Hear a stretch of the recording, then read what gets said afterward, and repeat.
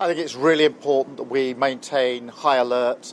I've obviously been here at the control room of the Met looking at what's essentially the nerve centre, but my message to the police and all of those that are charged with responding to disorder is maintain that high alert. I'm absolutely convinced that having the police officers in place these last few days in the right places, the swift justice that's being dispensed in our courts have had a real impact.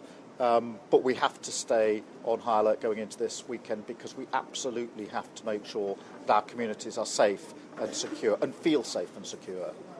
I think there are a lot of things in the mix this weekend, but of course, whatever the challenge, we have to rise to it. And that's why I've had COBRA meetings, that's why I've been talking to the police today about their plans for the weekend. Yes, football is added into the mix, there are other things in the mix, but our focus has to be absolutely solely on the safety and security of our communities, and that's exactly where it is.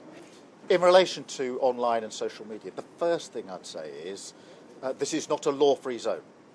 And I think that's clear from the prosecutions and sentencing. Today we're due sentencing for online behaviour. That's a reminder to everyone that whether you're directly involved or whether you're remotely involved, you're culpable and you will be put before the courts if you've broken the law. And so that's happening today, that sentencing.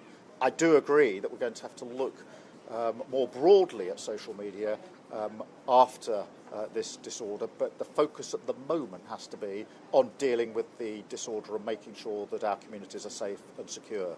I think people should be mindful of the first priority, which is to ensure that our communities are safe and secure. The vast majority of the public are absolutely repulsed by what they've seen in this disorder. They don't want it, and they expect all of us, myself included, to do everything we possibly can to ensure that the disorder stops. And that's why the message to those that are thinking about getting involved in disorder of any sort is very clear. If you involve yourself in disorder, then the full force of the law will be applied.